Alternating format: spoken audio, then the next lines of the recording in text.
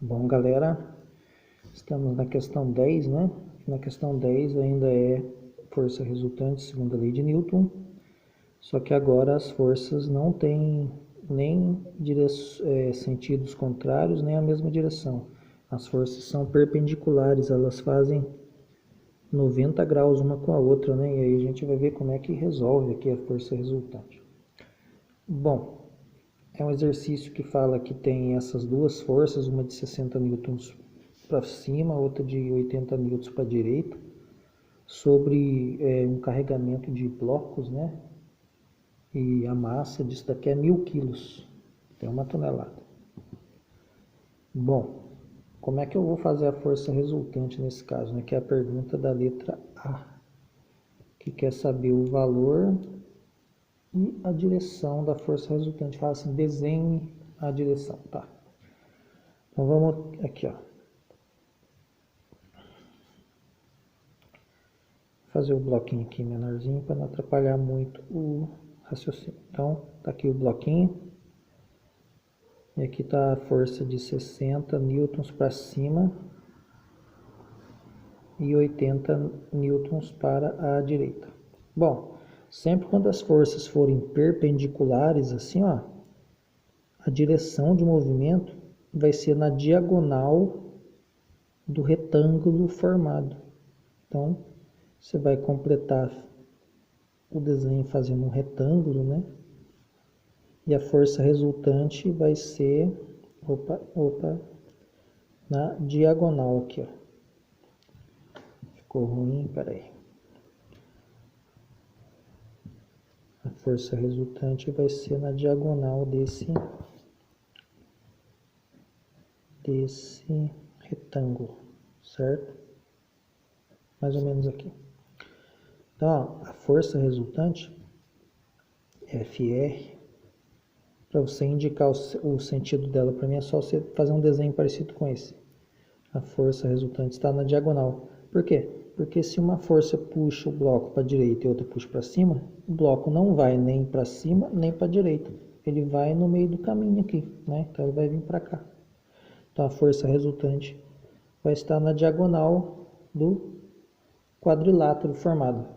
Importante falar que essa regra, né? Ela tem uma regra, isso é a regra do paralelogramo.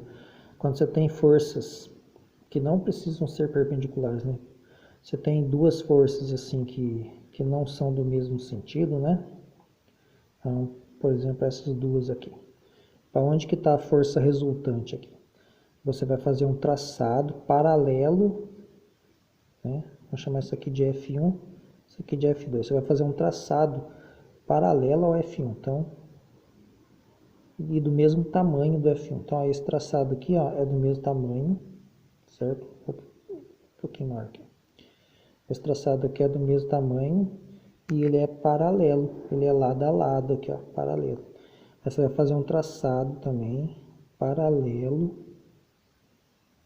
ao F2, né? E vai ligar as duas pontinhas aqui, a diagonal. Então a força resultante sempre vai estar na diagonal do paralelogramo formado. É um quadrilátero, né? Uma figura de 4 lados. Paralelogramo é o codinome de quadrilátero, né? Então isso aqui é um quadrilátero. A força resultante sempre vai estar na diagonal do quadrilátero que você desenhou. Então, no caso de ser perpendicular, o quadrilátero vai dar exatamente um retângulo, né? Ó. Então a força resultante vai estar nessa diagonal. Então isso daqui é uma regra importante.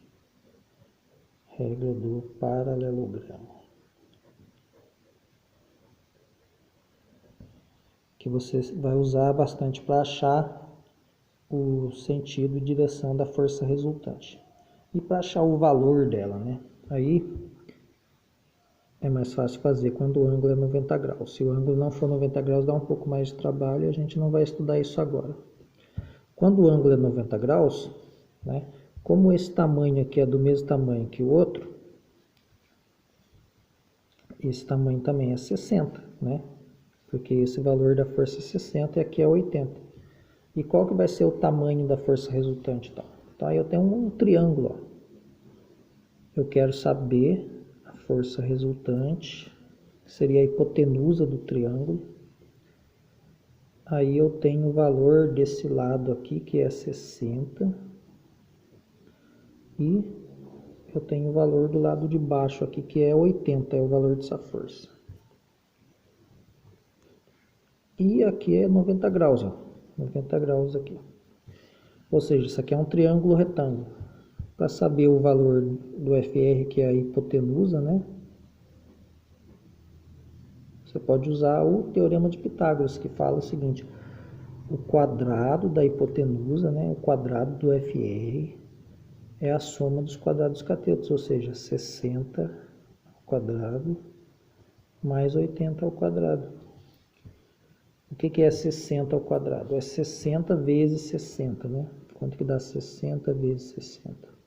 0 vezes 0, 0, 0, 0. 6 vezes 0, 0. 6 vezes 6, 36. Vai dar, soma aqui 0 mais nada, 0, 0, 0, 0. Dá 3.600, né? 3.600. Se você fizer a mesma coisa com 80, você vai encontrar 6.400. Correto? Então, o FR ao quadrado dá 3.600 mais 6.400. A soma dos dois vai dar 10.000, né? Aí você tem que pensar qual número que multiplica por ele mesmo que dá 10.000. Você vai concluir que é o 100, né? 100 vezes 100 vai dar 10.000 certinho. Certo? Então, o FR é raiz de 10.000 e a raiz de 10.000 é 100, porque 100 vezes 100 dá 10.000. Tá, então aqui eu terminei a letra A. Achei o valor da força resultante e desenhei o sentido dela. Certo? Em exercícios mais elaborados, você fornece o sentido da força falando que o ângulo que ela faz com a horizontal vale tanto, né? Mas aí você tem que saber calcular tangente. Então, para esse exercício, basta desenhar a força na diagonal do retângulo formado e calcular o valor, tá bom para mim, né? Você vai usar o teorema de Pitágoras. Aí a letra B fala aceleração dos blocos, né? Aí a letra B vai ser a segunda lei de Newton, FR igual a m vezes A. Então a força resultante vale 100, a massa dos blocos vale 1.000, né? 1.000 quilos. E aí eu vou calcular o A. 100 igual a 1.000 vezes A é a mesma coisa que 1.000 vezes A igual a 100. Vou passar o 1.000 dividindo. Então vai ficar 100 dividido por 1.000. Como é que faz isso, hein? Você pode cortar 2 zeros em cima, 2 zeros embaixo, né? 2 zeros em cima e embaixo.